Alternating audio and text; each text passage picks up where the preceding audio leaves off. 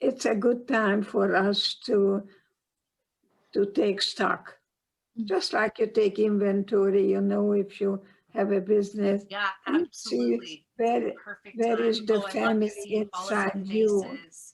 It may just be. Where you can be childish, but you want to be childlike. You know what Jesus said? Only children can go to heaven. If you ask a child, why do you do that? The kid would say, because I feel like it. The kid doesn't care about consequences. Why? Because I feel like it. As an adult, you still feel like it, but you don't act upon it unless it's in your best interest. So you ask yourself, whatever you do, is it empowering me or depleting me? You become a good mommy to you. Okay? Because that's what you want to do when you raise children. So you can divorce the children so they can go into the world and do it without you. It's good to divorce your parents and just, you know, you start giving birth to the you that you want to introduce yourself to the world. Am I a leader or a follower? Am I introverted, extroverted?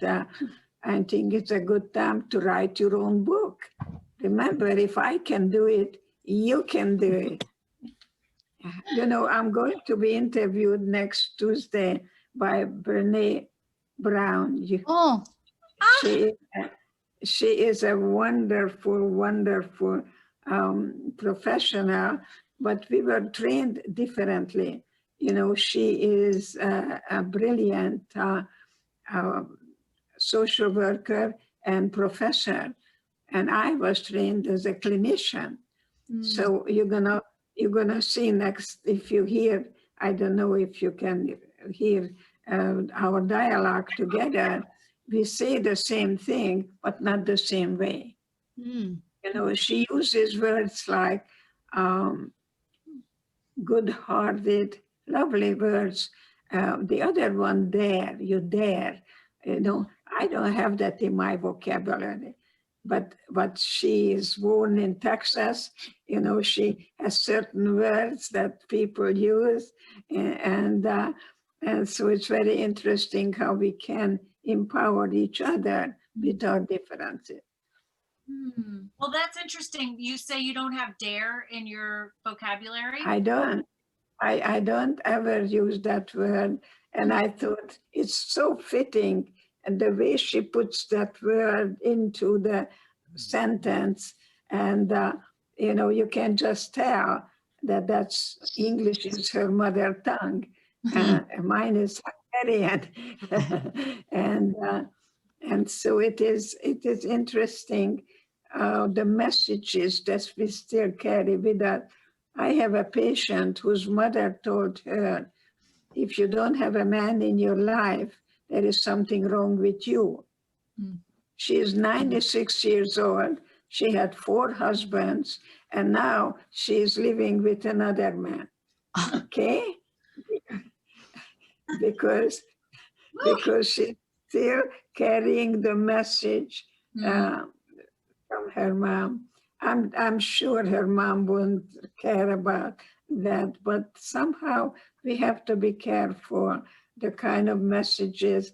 My mother told me, I'm glad you have brains because you have no looks. And believe me, I became the most learned, erudite teenager. I had my own book club. It didn't hurt me any, as you can see, came to America penniless, didn't speak a word of English, and I graduated cum laude from the university in Texas. So it is very important to rewrite your script because now you can choose how you can be the person that you would like to be remembered. I want to be remembered. Especially, I call young people, I call them ambassadors for peace and goodwill. I'm counting on them. that we're going to do everything in our power that it will never, ever happen again. Unfortunately, the white supremacy group is growing in Germany as well. And so hatred is with us. And thank God to you that we work together to change that, because love and joy is something we're born with. We are absolutely working to teach kids and adults how to thoughtfully respond to any situation, circumstance, or interaction in their lives with love. Because as we know, and as you've taught us in your book as well, it's a choice. This is what you say. And if you're not told that it's a choice, how would you know? And I think that you learned from your experience in the concentration camp. Is that right? It's right. And the darker you are, the closer you are to God, because the more you suffer, the stronger you become. So it's not what happens, it's what we do with it. Love is not what you feel, it's what you do. You know, because children don't do what we say, they do what they see. So you are the role models to the children, that before you say anything, you ask yourself, is it loving? Is it kind? Is it important? Is it necessary? That you listen to your own self-dialogue. And if it's not kind, you don't say it. Nobody grows on criticism. So get rid of the word yes, but, and say yes, and get rid of the word always, never. I always do that. I never gonna find a good husband. You know, get rid of it, because what you think, you create. I noticed, throughout the book, oh, sorry. I was just going to say, sorry. I was just going to say, throughout the book, you mentioned the metaphor of having the key. It's always in your pocket. And I just thought that's so remarkable, something that really stuck with me. And how does that continue to help you in your life, even now that you still have that power? How does that still impact you to this day and help your patients? Well, you just need to ask yourself, what am I doing now? And how is it working for me? What's the payoff? There are secondary gains, in everything. And so I think it's very important for you, as honest as you can be, what is that kid wanting you to do? And then your body will tell you, that's really not good for me. If I eat too much, my heart is carrying a lot of weight. If I drink too much, part of my brain is asleep. So, okay, you feel like having a drink and there is a voice in you, that's okay, the hell with it, life is short, why don't you just, that voice is it's called temptation.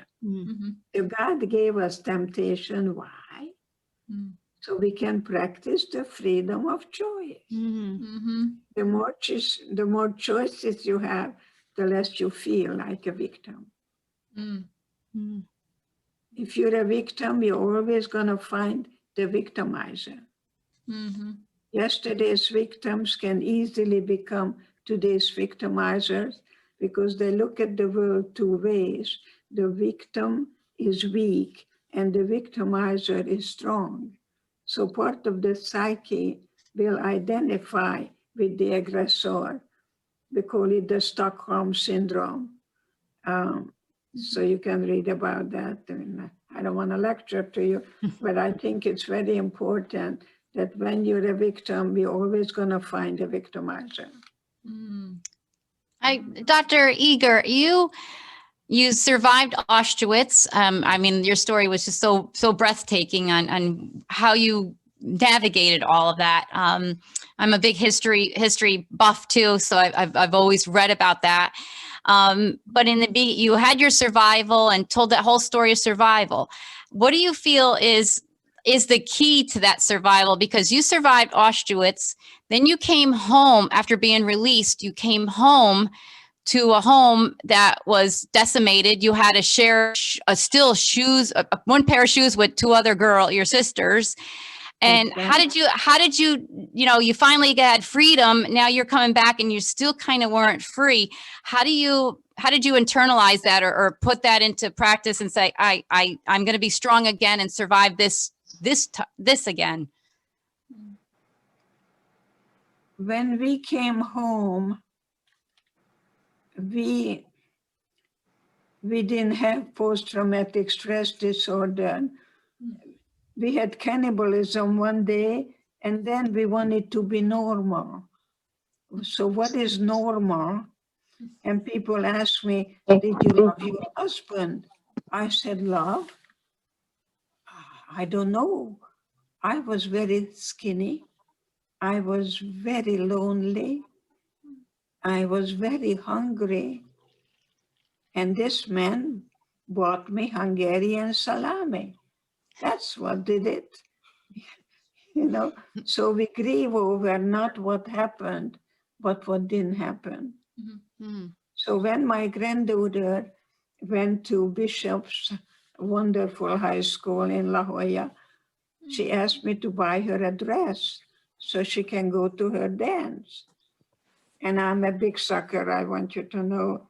I bought her the best because my father was a tailor and a dress designer and told me when I grow up, I'll be the best dressed girl in town.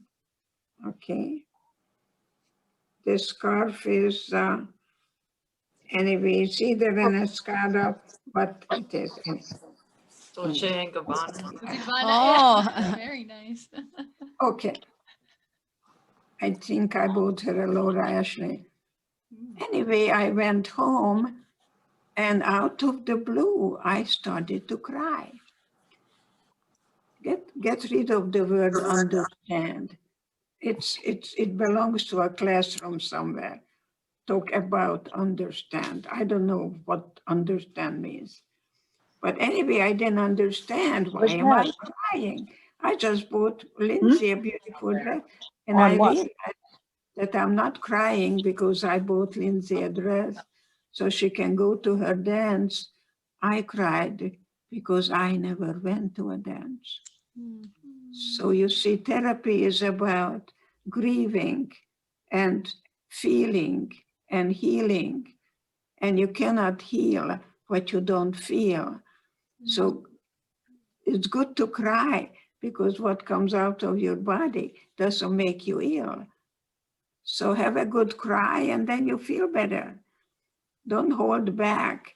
So we can vent anger, we can suppress anger, and I like you to teach you how to dissolve the anger.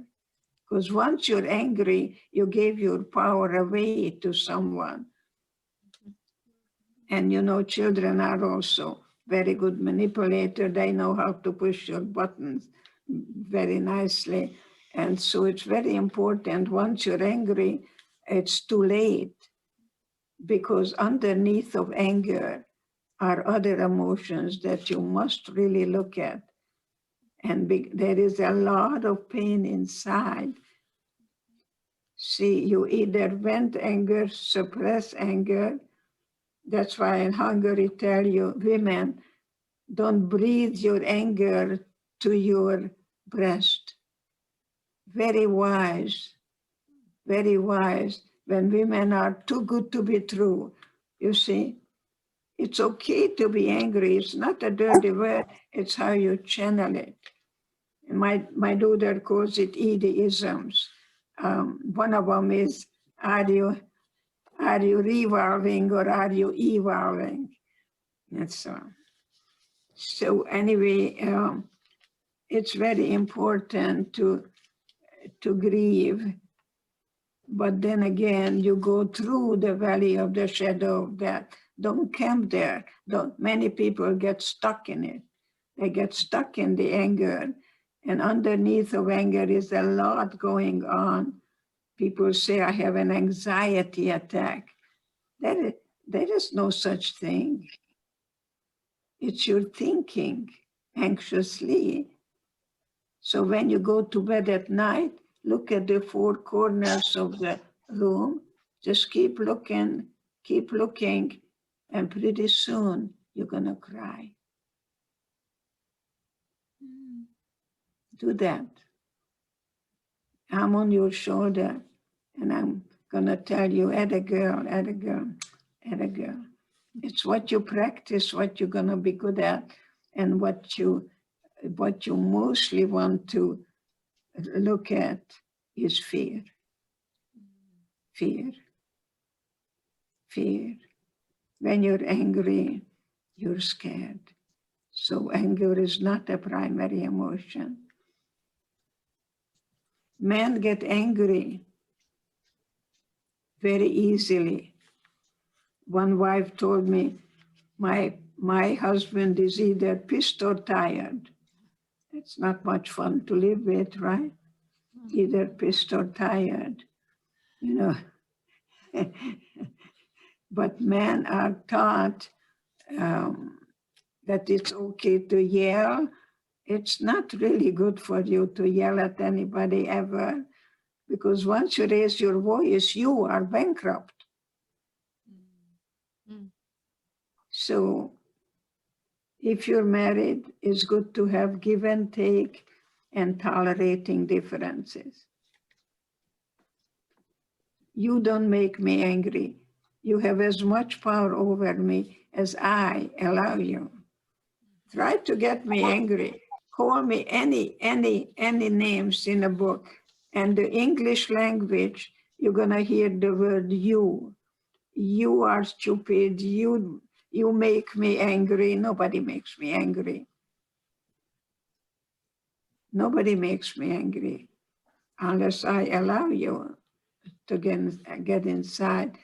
And that's what I learned in Auschwitz, that I was able to turn hatred into pity. I looked at the guard that they were the prisoners, not me. If I would have died, I would have died praying for the guards. And that's what really guided me to change hatred into pity, feeling sorry for them because they were taught to hate. And they told me them cancer to society. We're not born with hate. It's really, I can be I and you can be you, but I can only be right for me. I cannot be right for you. And I'm sure mommy and grandmas can teach you a lot, a lot. There is a lot of wisdom, never mind the education, you know, the life that you learn. And your ancestors, my ancestors, didn't have it as good. And guess what? They never gave up. They find hope in hopelessness. And they say next. They don't say, why me? They say, what now? That's what I did when the communists put my husband in a jail in Czechoslovakia, and they confiscated a business, and my husband called them Nazis. And anyway, what happened that I didn't say, why me? So I went and put a big diamond ring with me, my little girl. I put in her diaper this, and I went to the jail, and I gave the diamond ring to the warden, and I got my husband, and we fled overnight. So you see, love is not what you feel, it's what you do, that you commit yourself to someone other than you, and that's what you're doing. So when your son died, I was going to say, you know, we can teach this to kids. You know, all these things that you're saying, the Edisms, they're beautiful lessons, and you can teach them to kids, but people aren't born with this knowledge. And so you've got a couple of generations now that are older that don't know this, and you're saying wisdom from, you know, the older generation, and they do have a lot of wisdom, but some of them don't have this knowledge because they weren't taught and they weren't modeled this. And how do we get around that? you cannot teach anything to anyone unless they have the desire to learn. So you create an atmosphere that people want to listen to you. See, you just cannot say, I'm going to teach you something. They're not interested for you to teach them anything. But you need to learn how to sell that product, you're not smart, you're wise, that you're able to really acknowledge that you cannot just teach anyone anything unless they know that they can trust you. So we have to create in our personality to be genuine and to be able to not push anything on anyone. And you can just tell someone, I really would like to spend some time with you. I want to tell you all the things I appreciate about you. Is this a good time to do that? And the person will say yes or no. And then if they say yes, good, fine. If not, no, maybe we can make a date. And so the way that you are not a dictator, but a knowledgeable leader. And respect is very important. It's very hard to love someone who you don't respect. There is a good example on that. And I actually think that's a good example that when someone calls and then you answer the phone and you tell your father, the phone is for you. And your father tells you very quietly, tell him I'm not here. I'm just making it up, okay? But then fathers come sit down at a beautiful dinner. Well, let me tell you about honesty. And the father starts preaching when you know that this person says one thing and does another, which is a definition of hypocrisy. So respect, to me, it's very hard to love a person who you don't respect. And I want to be respected, that what I say is what I lived. Anything I tell you, I lived it and made it. And God was with me, changing hate into pity. So find the Nazi in you. Find the Hitler. It's there. I met Mother Teresa twice. And she said that God only gives us what we can carry. And then she looked up and said, God, why do you love me so much? But that's very cute, isn't it? She was carrying and carrying and carrying, and amazing, amazing, really, how some people say one thing and another.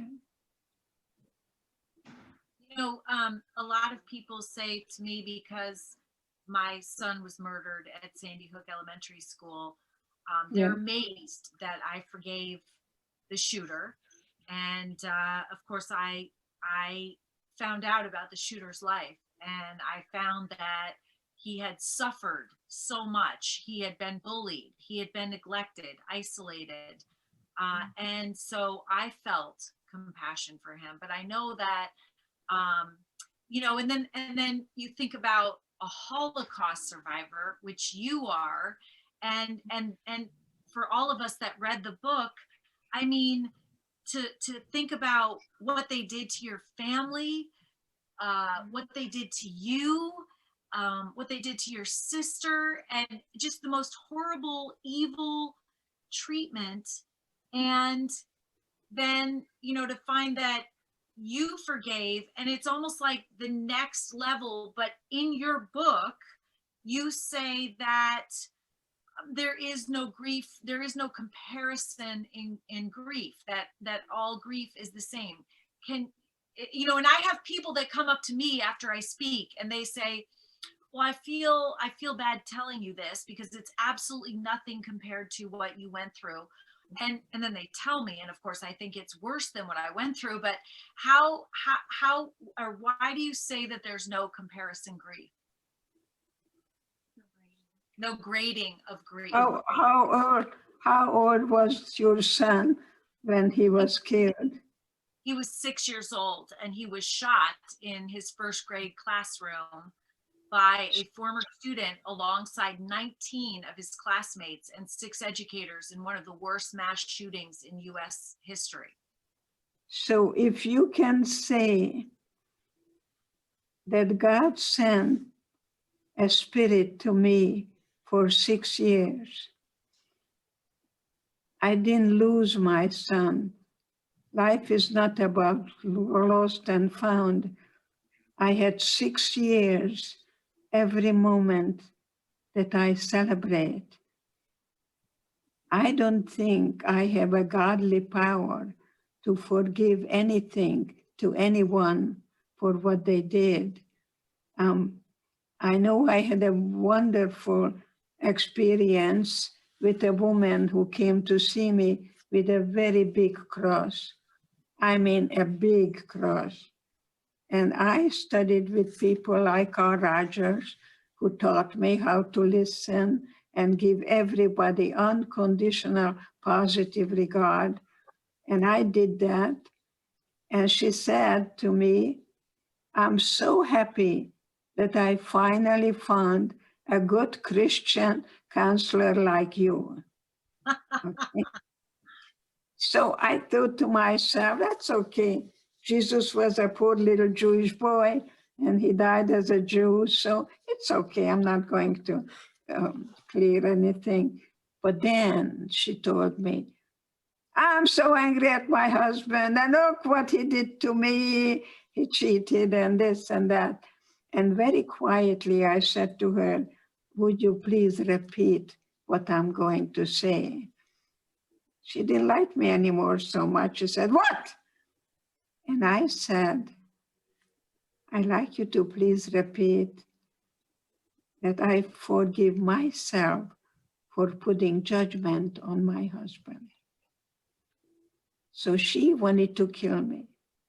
How could I ever say such a thing? And guess what I did? I bring down the big guns. What did Jesus do to the woman who committed adultery? See, he told her to go home and don't do that anymore. But you see, punishment, it's not my job to forgive the Nazis. It's my job not to carry that Nazi with me and carry hate, because if I would live in hate, I would still be a prisoner. So forgiveness is a gift that I give to me so I can have joy and passion and everything what the Nazis took away. But they could put me in a gas chamber any minute. Any minute. We didn't know 4 o'clock in the morning what will happen that day, whether we end up in a gas chamber. We didn't know when we took a shower whether water or gas is going to come out. There's a difference between reacting or responding. And I'm telling you, they could never murder my spirit. So I think you will see that that little boy didn't come to you. He was sent to you. And that little spirit went home. And in the spirit world, they want you to celebrate life and live a full life rather than grieving. In the Torah says, after 1 year, leave the dead alone. And then we also have a Shiva, that when you're allowed to grieve, rather than trying to take medication, grief is not an illness.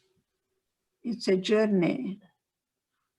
All therapy is that way too, but not what happened, what didn't happen. So I think young now, but not being young and foolish. You see, I am not smart. I hope we be wise at 93. So I live in the present. I can only touch you now. And that's what keeps me having the joy and the passion and the celebration. The Christmas was wonderful because I have now 7 great-grandsons. And when we were at the dinner table, my granddaughter Lindsay said to me, "Look around, you created that." And I thought, isn't that wonderful that I made it? I made it. The Dr. Mengele would have just left me following my mother, but he told me I'm going to find my mother soon. She's just going to take a shower. And that finger could have made a difference. And I'm here now talking to you. We don't appreciate sometimes what we have until we lose it. See, when I don't have, today I didn't have any breakfast. I had a doctor's appointment and so on. And I thought I'm going to die. And I know in the camp, oh my God, there were days and weeks. And so you're not a strong woman, you're a woman of strength. And not only that, you're a role model. You're a role model. And that little boy's spirit will never die. So here we are. I totally believe that. What would you say is the difference between you, who survived against all odds, and not only survived, but thrived and excelled? You're a role model. So many people are learning from you. This is life's wisdom. This is one of the most important books that you can read in your life. You wrote it, which is amazing. What is the difference between you, who can go through what you went and write this book called The Choice and understand that it's a choice, and someone who is going to just gave up and dissolved and perhaps even died because they gave up? What is that difference? I think the willingness to be for something rather than being against. You know, my sister doesn't want to hear anything about anything in the past. And when I went back to Auschwitz, I told her that we lost our family and I want to go and pay respect for my mother who told me in the cattle car, we don't know where we're going. We don't know what's going to happen. Just remember, no one can take away from you what you put in your own mind. And she told me I'm a masochist. She told me I am an idiot.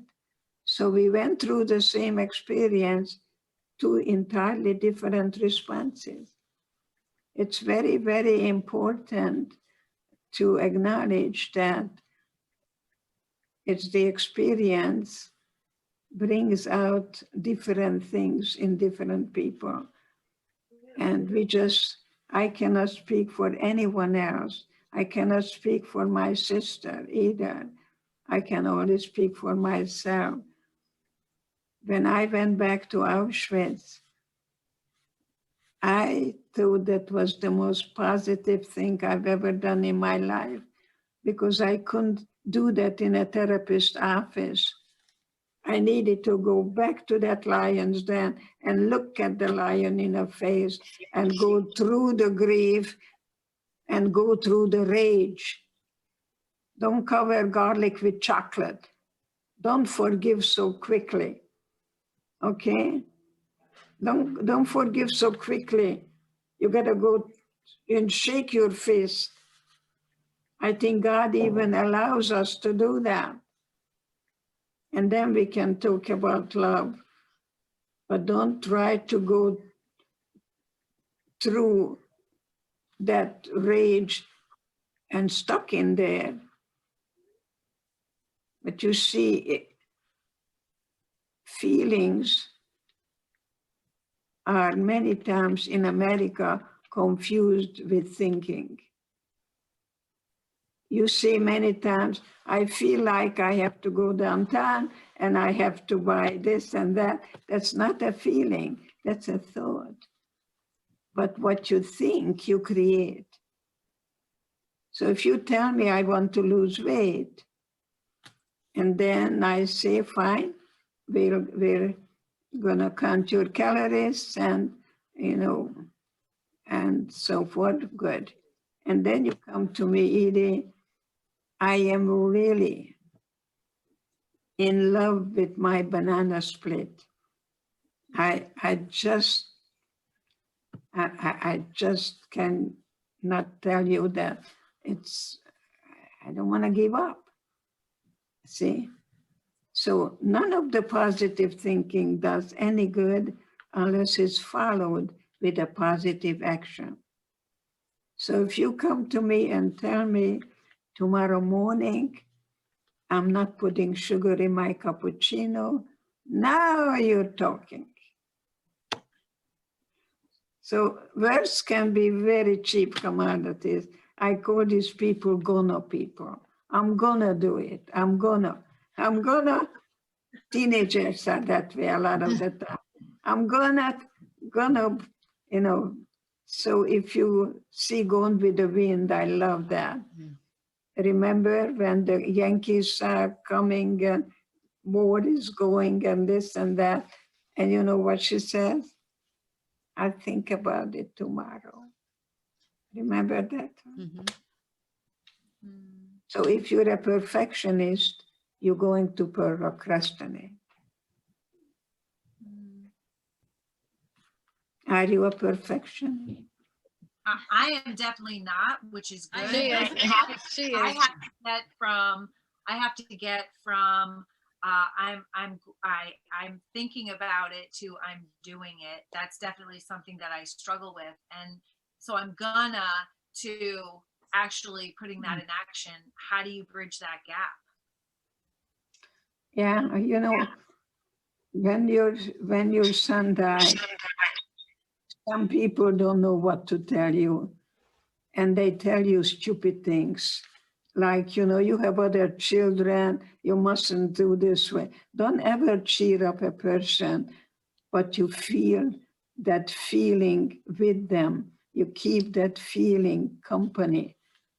So if I complain to you that these little fingers hurt to me, and I told you, I just saw a man who doesn't have an arm.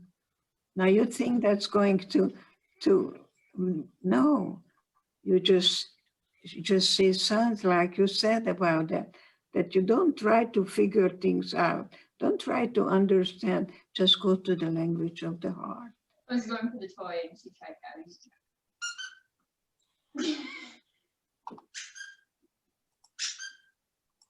I love that. That's beautiful. The language of the heart, and the heart and mind are so connected, and we need to remember that. And listen Yes, to the I wisdom think. of the heart. And Magda still calls me, tells me that she's gorgeous because she was the pretty one in my family. My sister Clara was a child prodigy in violin, and my parents wanted a son after 2 girls. So I spent a lot of time alone. And you know what? If you're not happy alone, you won't be happy with anyone else. Self-love is self-care. It's not narcissistic. You get up in the morning, you look in the mirror, and you honor the special one-of-a-kind diamond. There'll never be another you. That's exciting.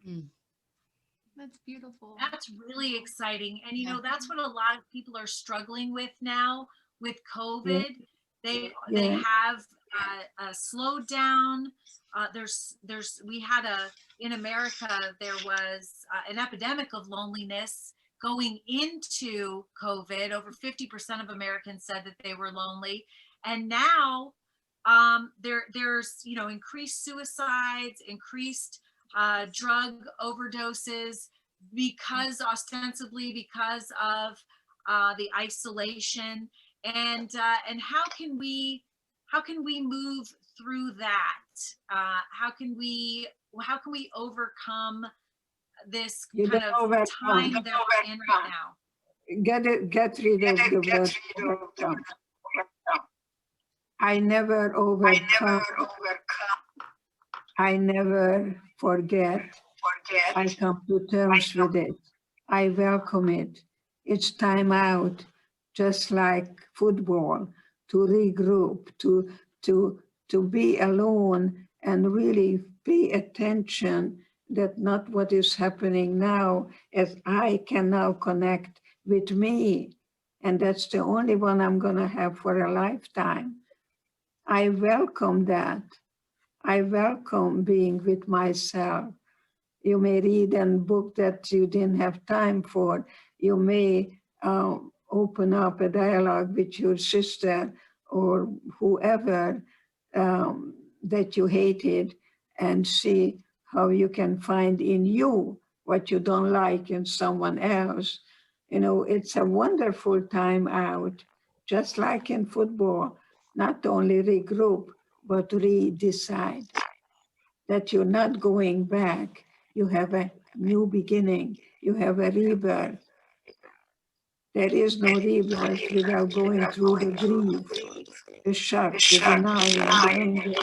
You know, mostly the anger, people get stuck in the anger. So I think it's very, very important to commit suicide. I am 93 years old and I don't pathologize much anymore. I think most people are hungry.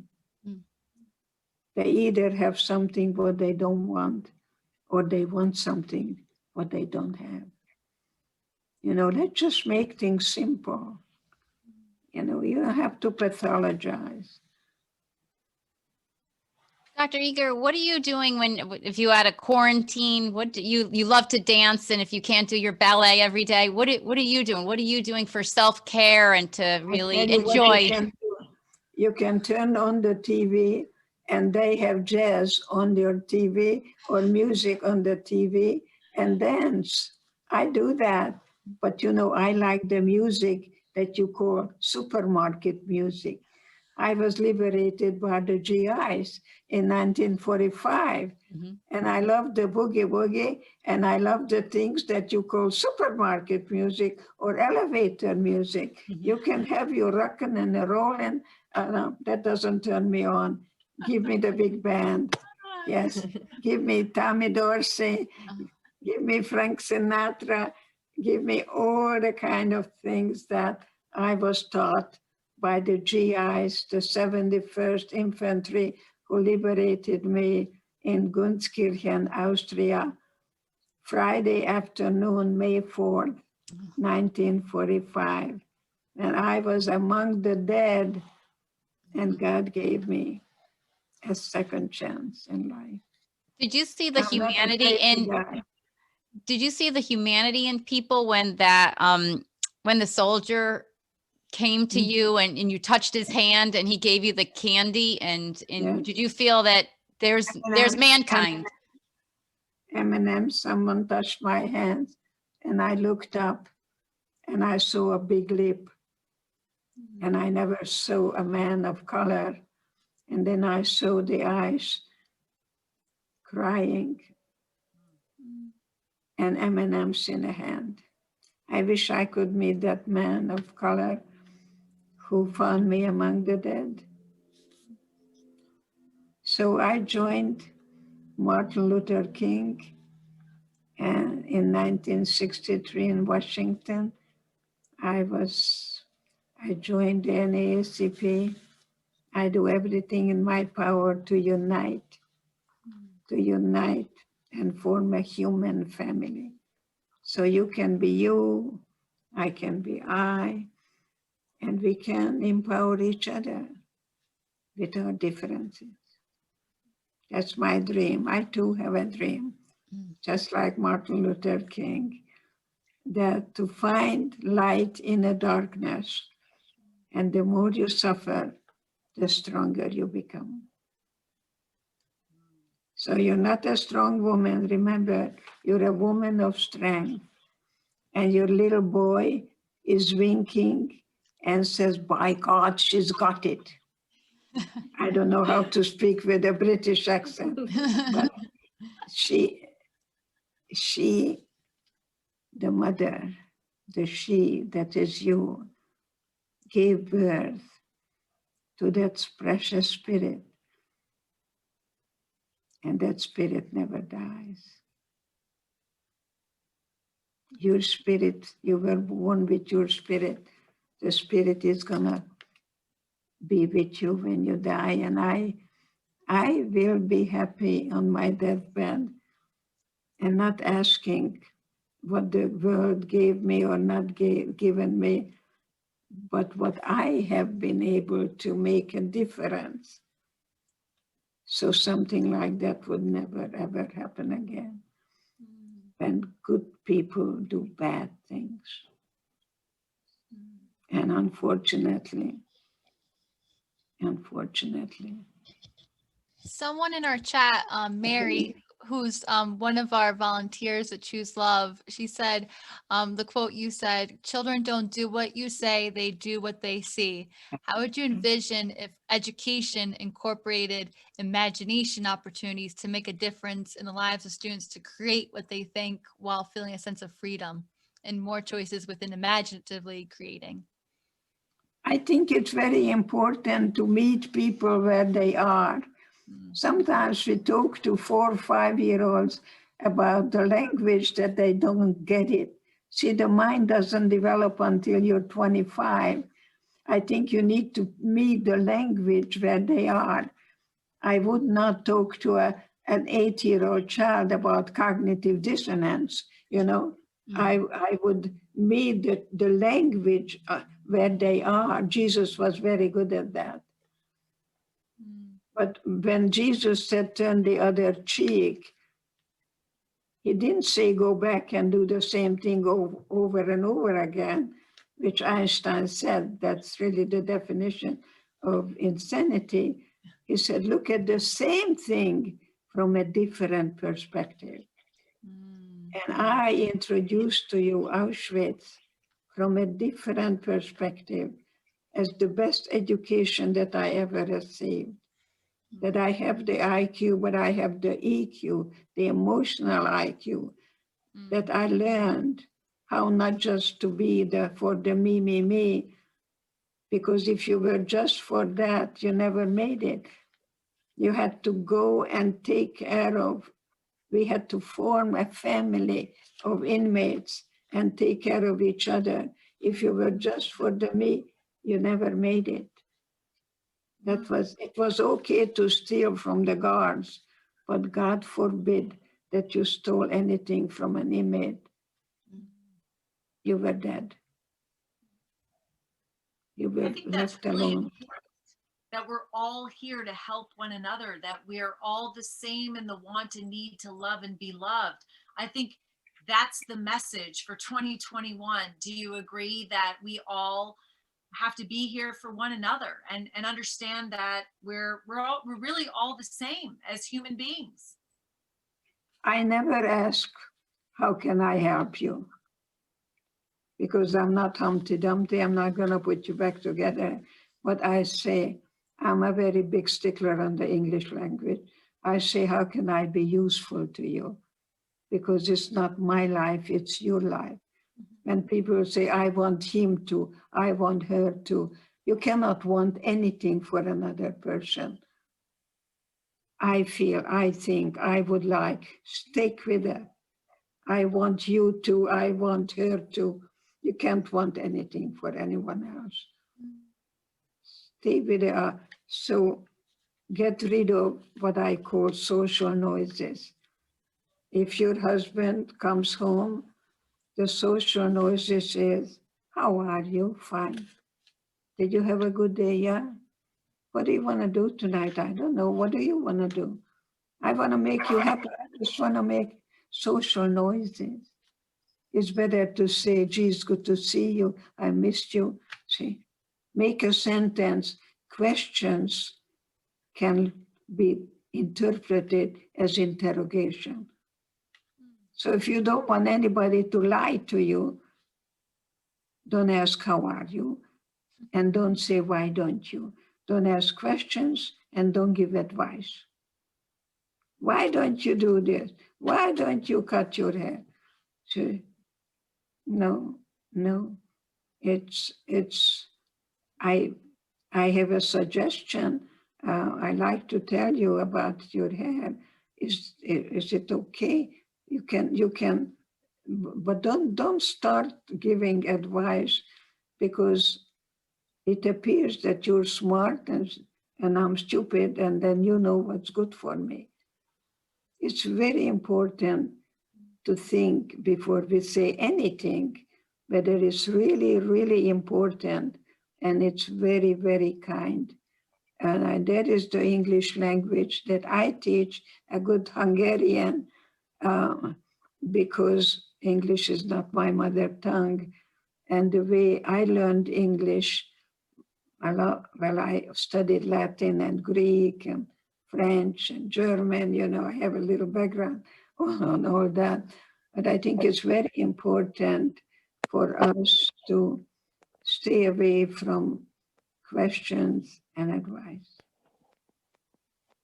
No more, how are you? Okay. It's like something. Yeah. That's Someone calls me, how are you? I don't say fine. I don't want to talk to anyone who's calling me, how are you, ma'am? Probably they want to sell me something. I'm not interested. wow, that's interesting.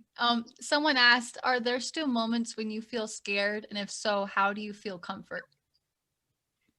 I unfortunately was robbed a few months ago.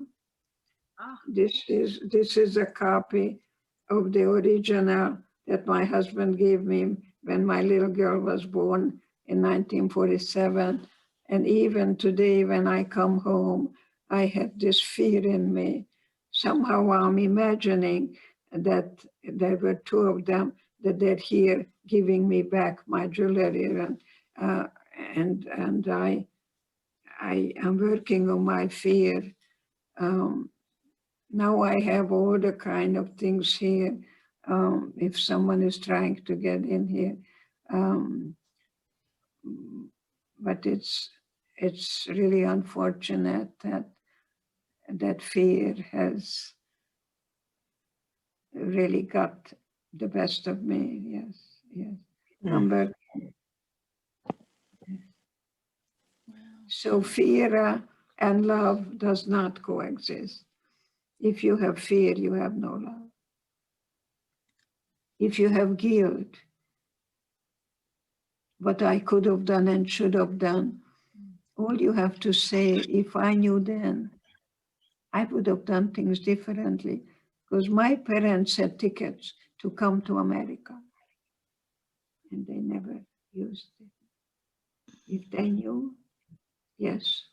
So get rid of guilt that is in the past and get rid of worry, because we never worry about good things happening. And the words are, what if?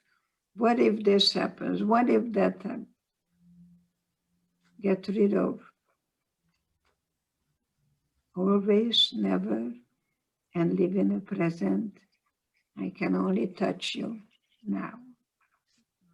Do you feel the past should be a learning experience then? So many people go back and say, should have done this, should have done it. Should it be a learning experience? Do you feel that's what you gleaned from your experiences, and not to rue them and regret and just experience? Whatever you practice, you're going to be better at it. And if you practice love and joy and passion in life, then you say a lot of yeses. Yes, I am. Yes, I can. Yes, I will. Yes, yes, yes. Somebody sent me a paper on that and adding it, yes, I do, you know. But my mantra for many years, I tell my patient, yes, I am. Yes, I can. Yes, I will. Because this one patient was in a marathon and stopped at a certain point and didn't think that she could go any further. And then she ran into my house with, Dr. Eger, I did it, because what you told me. And I say, what did I tell you? You know, I talk a lot. Yes, I am. Yes, I can. Yes, I will. And I did it. Or say, you become your own best cheerleader. So I came to you today, hopefully, for you to practice to be your own good cheerleader. I love that. Someone, Yes, I am. sorry. Yes, I love it. lots of yeses. Yes to life.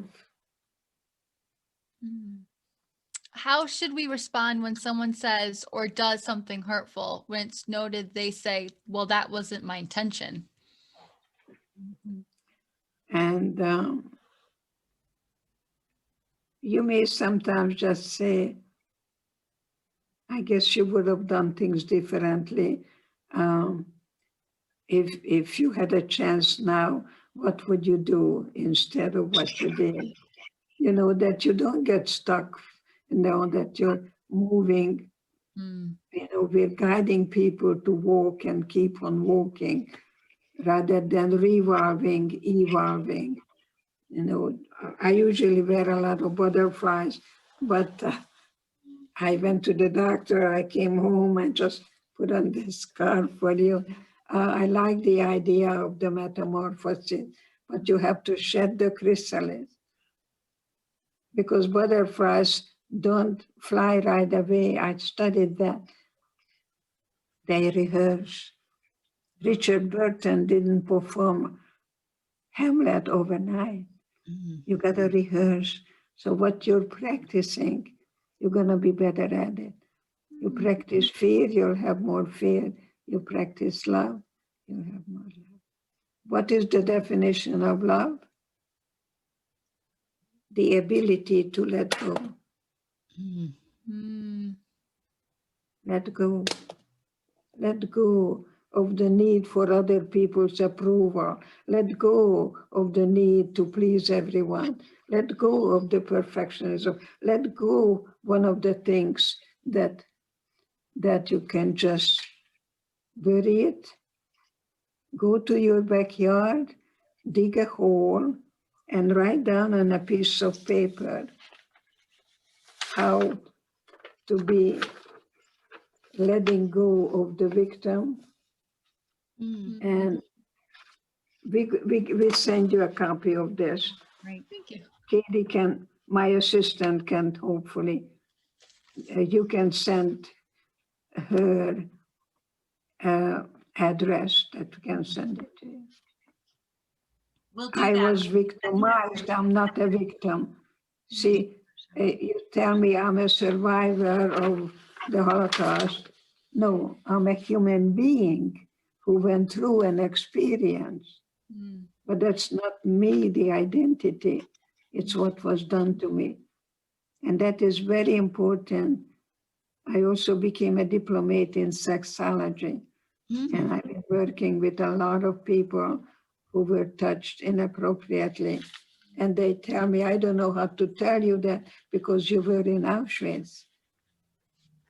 But you were more in prison than I was because I knew the enemy. See? In Auschwitz, I was told I'm subhuman. I am poison to society. I am cancer to society. And the only way I will get out of here as a corpse. And look at me. They took my blood. They took my blood, and I asked, why are you taking my blood? To aid the German soldiers so we can win the war and take over the world, was the answer. I said to myself, you're such a stupid idiot. With my blood, you're never gonna win the war. So there was humor, humor, philosophical humor, not sarcasm or cynicism. Humor. I couldn't yank my arm away, maybe I wouldn't be here telling you, but I knew he could not get to me and ever touch my spirit. That's what I bring you today. What a gift. Thank What a you so gift. much. This was just Yeah. absolutely a wonderful time. You've changed our lives. You know, Thank you. we had a Zoom a few months ago, and I don't know if you remember, but when I tried my high kick, I Yes. fell over. And you did. Every night, try to I do the did. split. Try to do the split every Practice. practice. How do you get to Carnegie Hall? Practice, practice, practice. And you You're know what? You'll think practicing this is funny. I stretched every day since then. And I was thinking that I would give you an excuse that I fell off my horse a couple of times and I had a bulging disc, but then I remember you had a broken back and Yeah. were basically paralyzed. So I thought, I can't give that excuse. So I'm wondering if we can all do a high kick for you. Let's do it. Let's do Can we it. all do that, everybody here? Can everybody get up and do a high kick up to your ear, by the way? Okay. All right. I'll do it too with you. You'll do it too. Yes, I'll do it too. Okay. Da-da-da-dum-dum-dum. Do it. Okay. Okay, there you go. Very good. Very good. Very, very good. Very good. That was People- beautiful. Thank you. Thank you. Thank you. You know, there are two questions, it's in my book. And one is, when did your childhood end? And the second question is, would you like to be married to you? Wow. Whoa. Wow. Dr. Eger, how does your ballet training factor into all this? Do you think that helped you being so? I'm still dancing. Mhm. I'm still dancing. You see, even in Auschwitz, I didn't know 1 minute to the next. Mhm. But at night, I was really with my dancing and at the Budapest Opera House and dreaming. And even now, I dream a lot. And my life is all about the rhythm, the dance, and hoping to write the third book with my daughter on recipes. So it's gonna be a lot of recipes. When I talk about food, I'm a foodie. I don't wanna throw away a piece of bread ever. I eat everything on my plate. I eat your food or I take it home with me, you know, food. But tonight we talked about spiritual food, that you feed your soul, that there is the body and the mind. I cannot change your blood that you're born with. There is, you know, you have your blood in you. I cannot change it. There is the environment. I take the third, how you respond to the other two, not react. Because when you react, you don't think how to respond. So if someone tells you, you're going to be dumbed and just say, the longer they talk, the more relaxed I become. Because I'm practicing my low frustration tolerance level. So just take a deep breath and practice. You practice relaxation and exhale tension. You don't allow anybody to get to you. Dr. Eger, nagyon szépen köszönöm, nagyon érdekes volt, és nagyon sokat tanultam belőle. Köszönöm szépen. Köszönöm nagyon szépen. Isten áldjon. Örülök magyarul beszélni. Örülök, hogy Budapesten nagyon jó a könyvem. I'm saying that in Hungary, my book is very popular. So I'm very proud. I'm proud, and I still can do a lot of good things in the kitchen with Hungarian paprikás, chicken paprikás, and székely goulash. And wish we could get together and I can teach you how to make a good Hungarian goulash. Thank you. I was born in Hungary. I'm still fully Hungarian, but I'm teaching my children how to cook Hungarian food. So wonderful, wonderful. It's good to know your mother tongue. And I don't know how much of it I am here to tell you, because I was in Hungary lecturing and I just messed myself up because I studied with the English language so much. It was very hard for me to lecture in Hungarian, in my mother tongue. I can fully understand it. I am very proud, very, very proud to guide people. I like that word, guide, from victimization to empowerment, from darkness to light.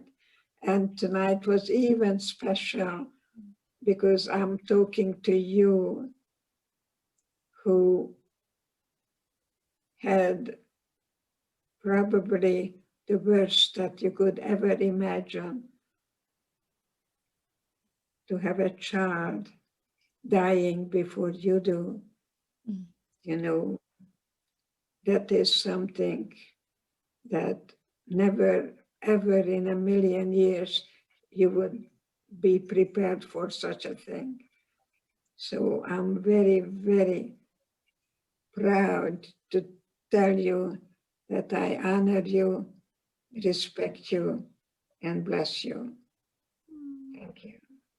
That's tremendous. Thank you so much. We do the same for you. And I want you to know, out of respect for you and all that you've been through and your beautiful book and words, that we are literally teaching this in schools across the country and 110 countries. You say that you don't want this to happen again, but we are creating, literally, we are teaching social and emotional intelligence to kids throughout the US and 110 countries. We do it for free. We do it in schools, homes, and communities. And it is literally teaching all of your wisdom in this book. So I want you to know that we are helping create the world that we all want to live in. And we just admire and respect you so much. And we're so thankful that you would join us today. I want to send you the gift and my second book and sign and this as well. And so if you can email the address, that's what's going to happen. The Gift is a very practical book because that's what people wanted after the choice. They want to, how to. Well, how to is that thinking is going to lead for you to take something and take it from your hand and put it in your arms and shake it out and like a mop and write your book. You can really be a wonderful guide to many, many parents.